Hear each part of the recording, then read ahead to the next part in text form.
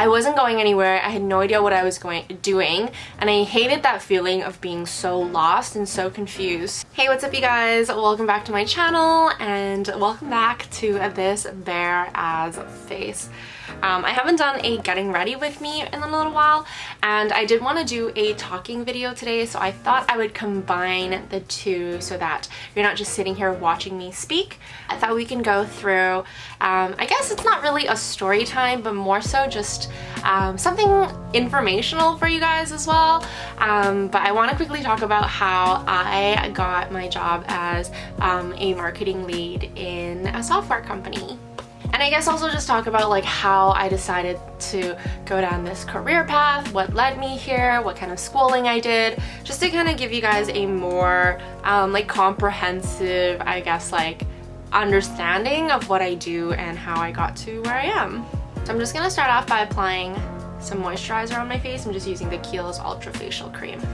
But okay, to get started with the story, I guess I should talk about how I even decided that I wanted to be in marketing. But essentially, this is kind of a silly story.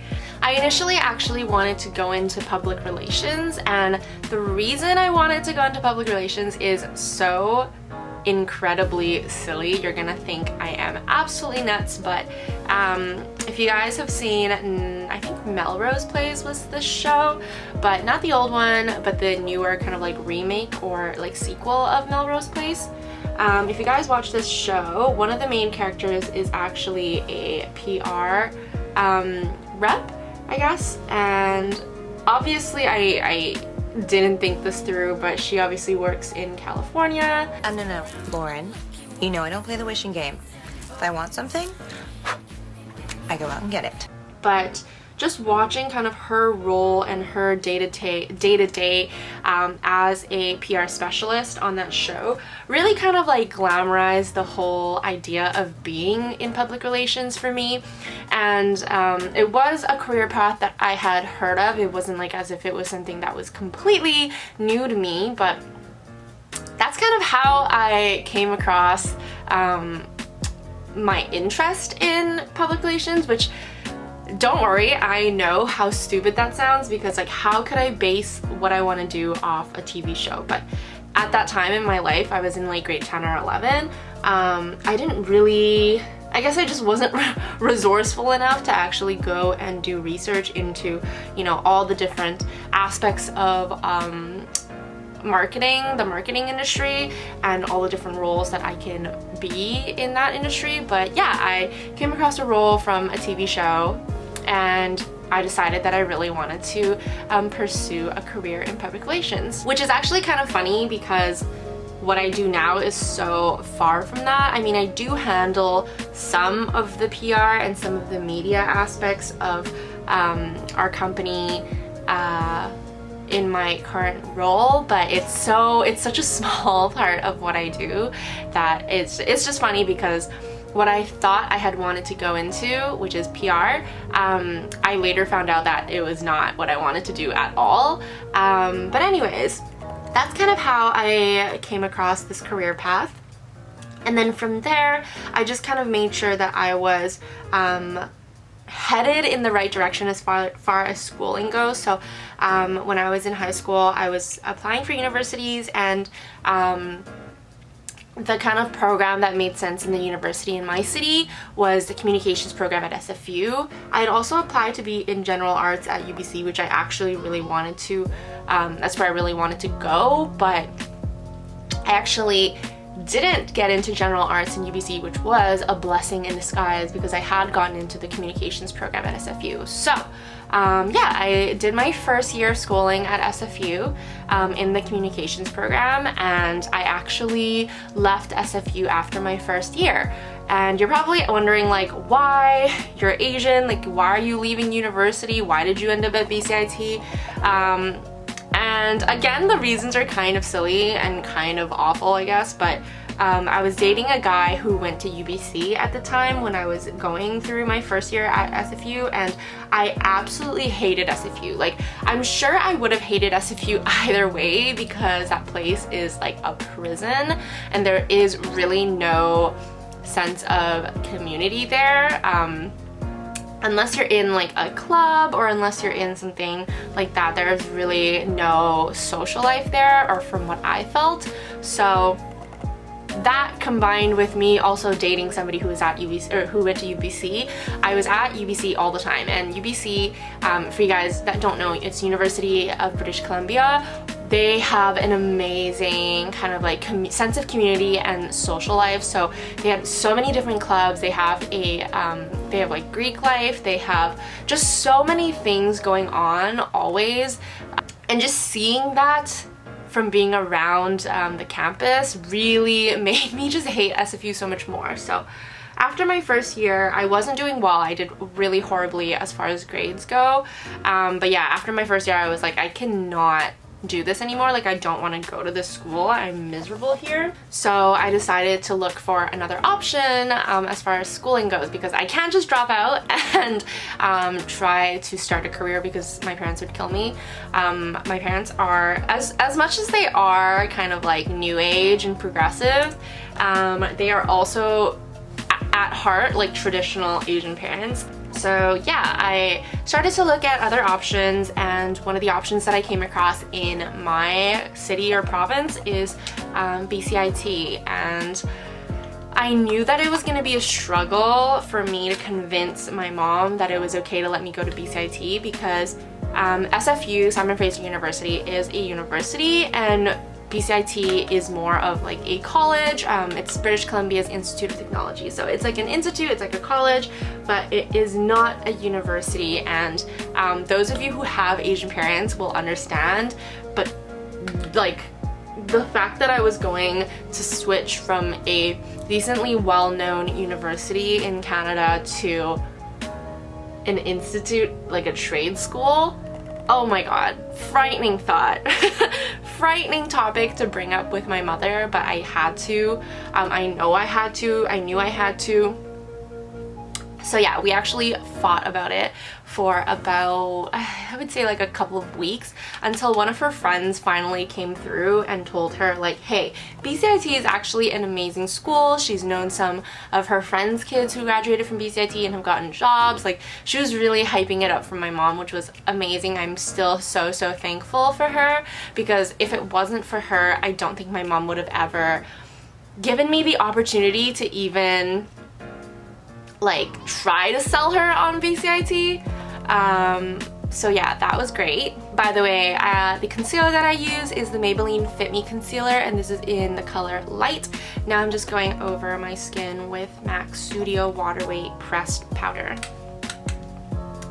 So yeah, I started going to BCIT. Actually, between SFU and BCIT, I actually didn't make the deadline to apply for full-time program at BCIT after I left SFU.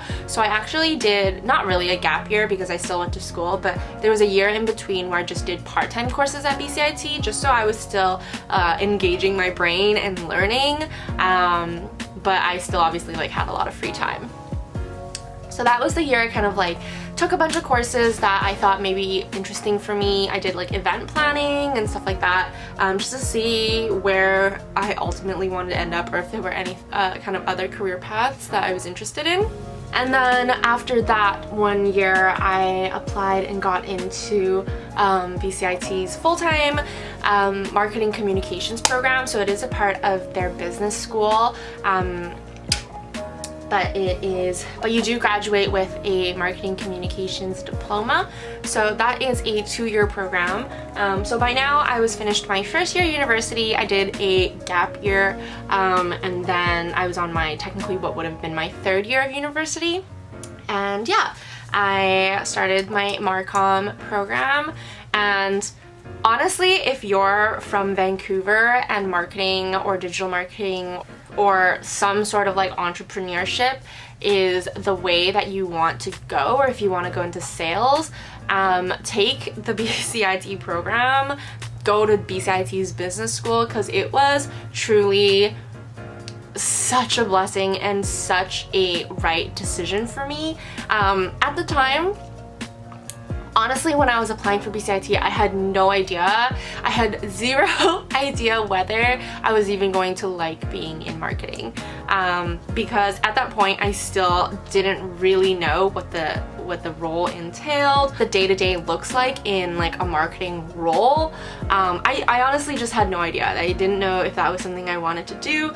I just knew that I had to pick something. I had to choose a path and just stick with it, because I wasn't going anywhere. I had no idea what I was doing, and I hated that feeling of being so lost and so confused. So yeah, I just had to pick something and stick with it. And so I thought, you know, I originally really had such an interest for PR. Why don't I just continue to pursue that and pursue a career in marketing? So there I was in my first year of my Marcom program, and I think I got actually really lucky, and I feel really blessed because of it. But I think I got really lucky because the schooling path that I took actually led me to a bunch of careers that I really enjoy. So that was definitely a huge thing that I learned at BCIT, was that I actually really enjoyed what, you know, being a marketing lead or marketing coordinator entailed. And it just really showed me the different career paths that can come out of the schooling that I was going through. And yeah,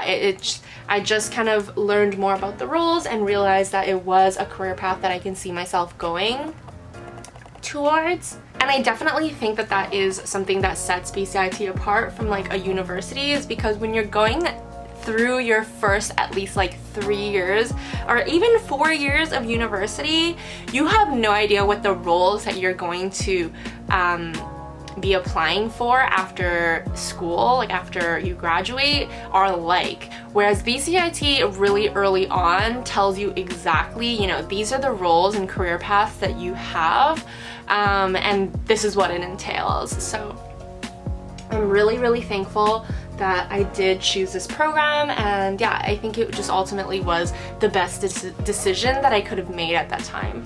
The bronzer that I'm using, by the way, Hoola. Gotta do the Hoola.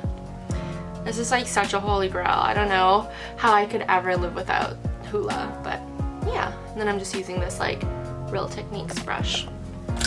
So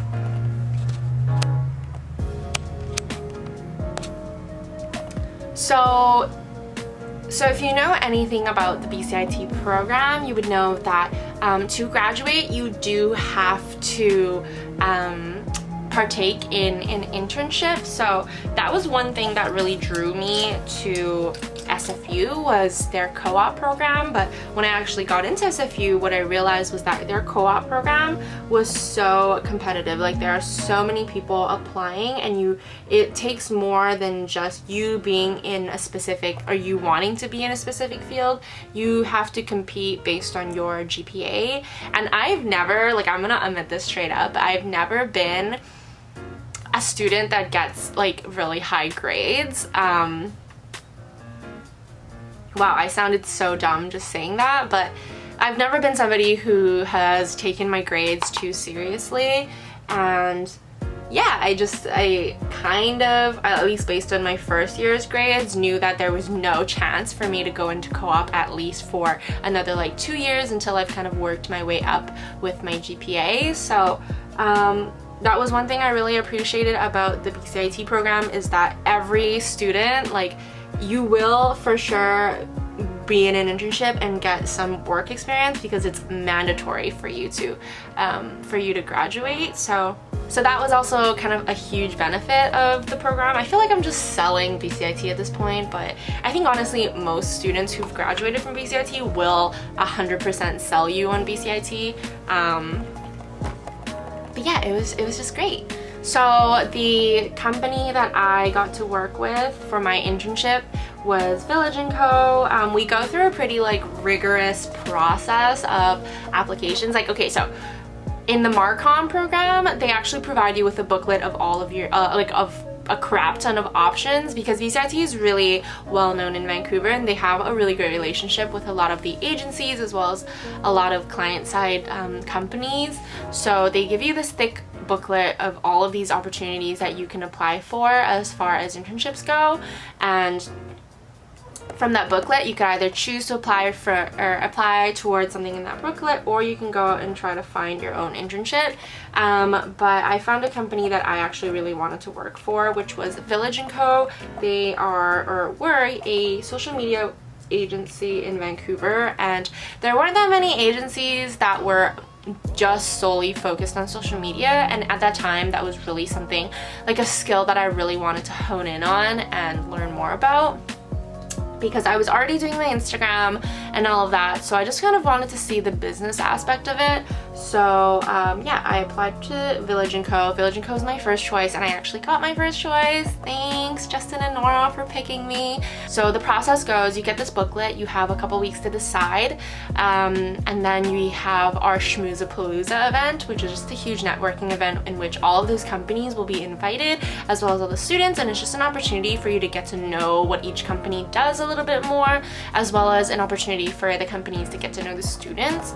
So yeah, it worked out really well. I actually went to my interview the morning before Schmoozapalooza, and at Schmoozapalooza, Village & Co. told me that they wanted me. So that was amazing, such a great experience, and yeah, I got to work with my first choice. So I did my internship with them. I'm pretty sure it was like 2 months or something around like one to 2 months, and that was an amazing opportunity.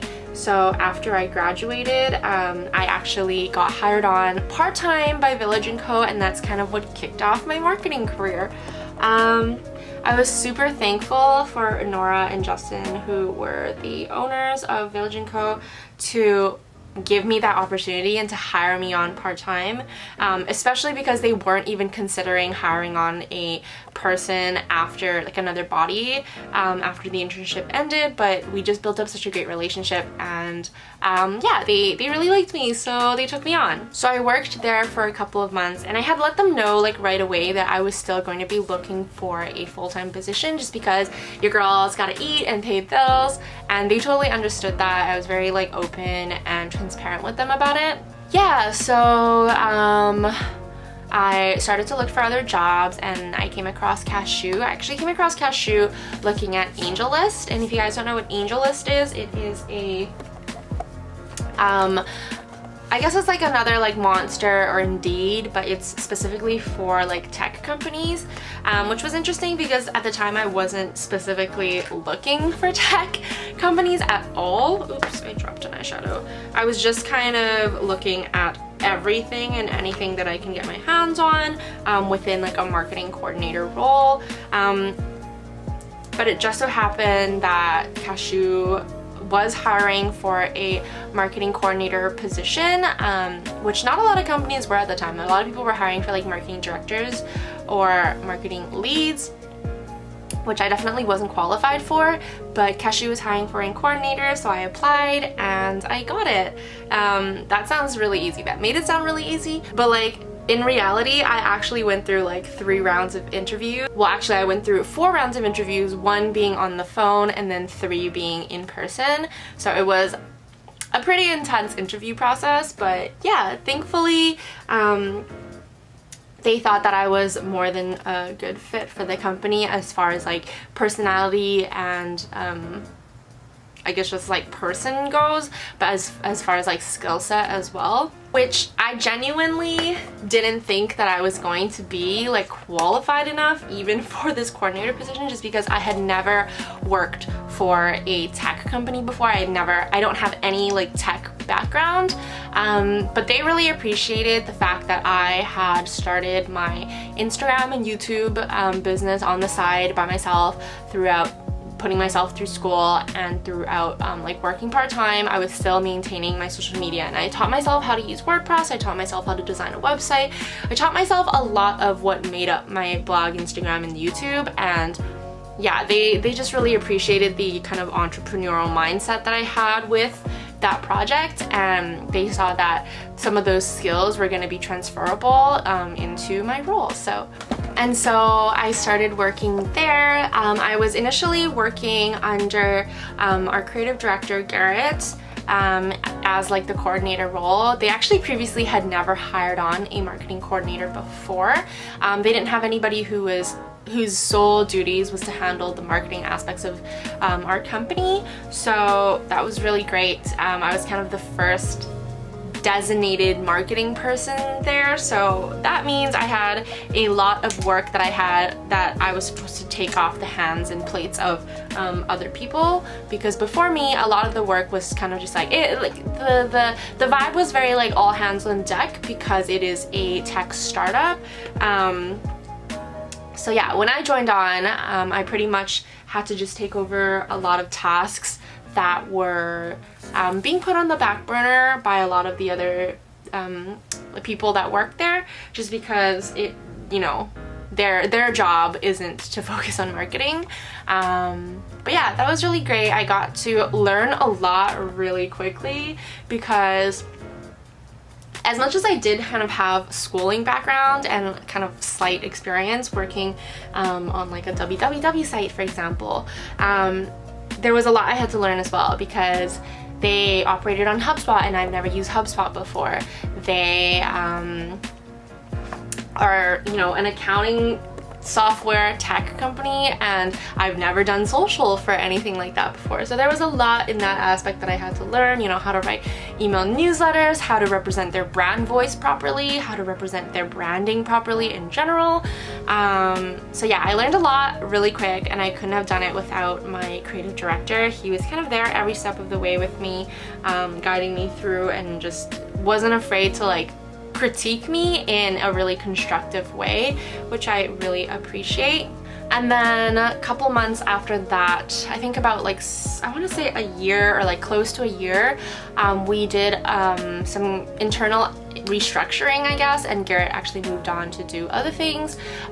So they entrusted me with the role of marketing lead. And initially it kind of just started as like Garrett slowly passing on more and more responsibilities and more roles off to me, which was fine. Like he definitely eased me into it, which was great.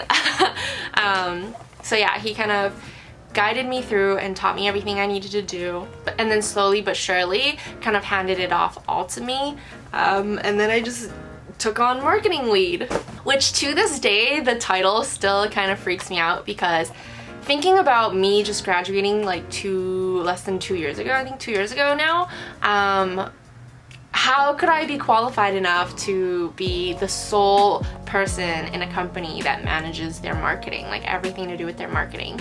It's pretty insane. It's something that I still kind of like ponder about sometimes, but yeah, I guess they just saw that I was very capable in the role, and that I was a quick learner, and that I was also very willing to learn, so they passed on the role to me.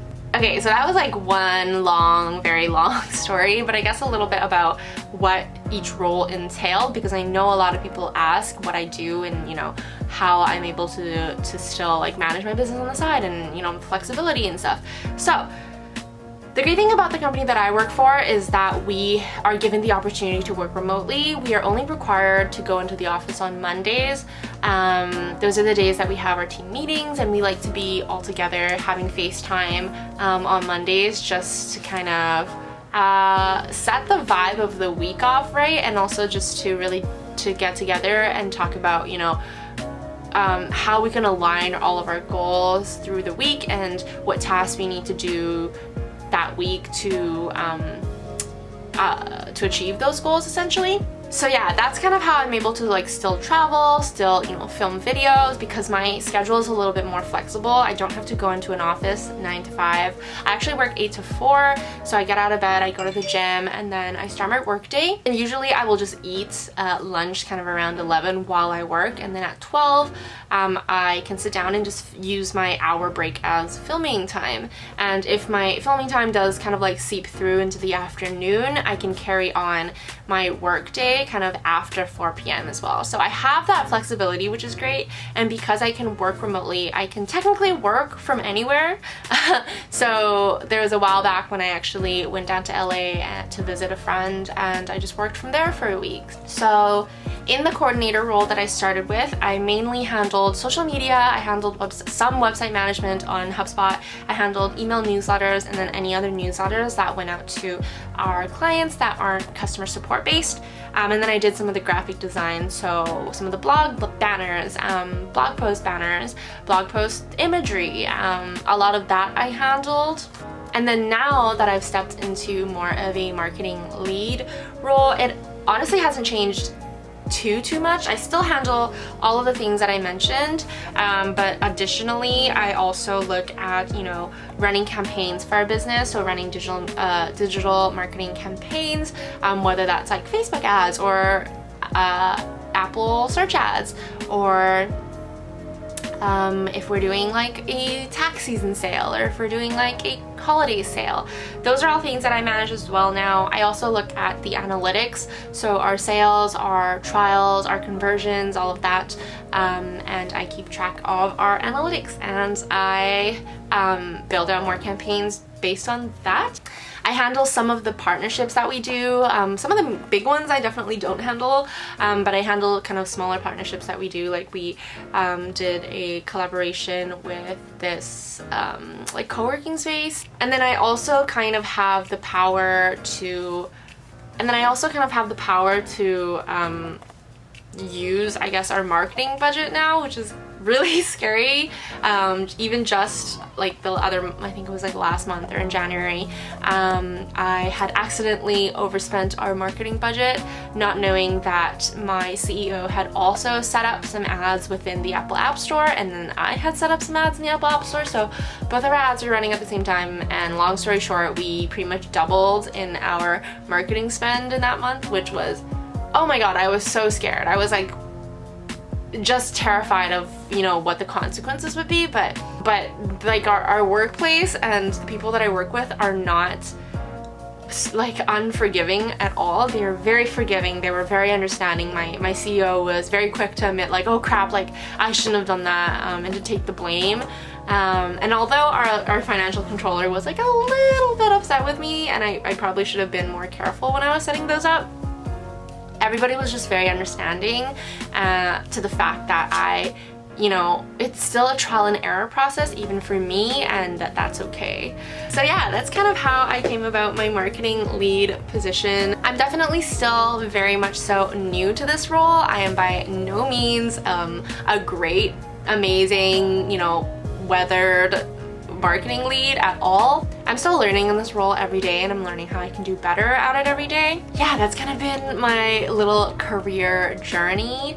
If you guys have any more questions regarding, you know, different, I guess, like career paths that you can go into marketing, like if you're a student looking to go into marketing, or if you have any questions about like my schooling, or if you have any more questions about what I do at my job, feel free to leave them in the comments down below. If you guys enjoyed this video and want to see more videos about my career, about what I do, more specific things, please feel free to leave those in the comments below as well. But yeah, that's kind of my video for today. I know it's kind of random that I blended that with my getting ready with me, but I needed to get ready anyway, so I thought this was the perfect opportunity for us to sit down and just talk. The only things that I didn't mention as far as products I was using goes, the blush I was using was MAC's Melba, and then the eyeshadow that I use, I actually just put Hoola, which is my bronzer, in my crease as well, and then I used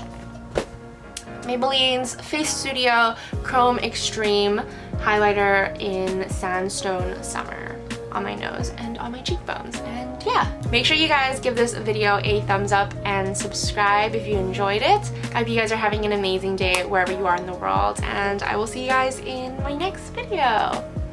Bye!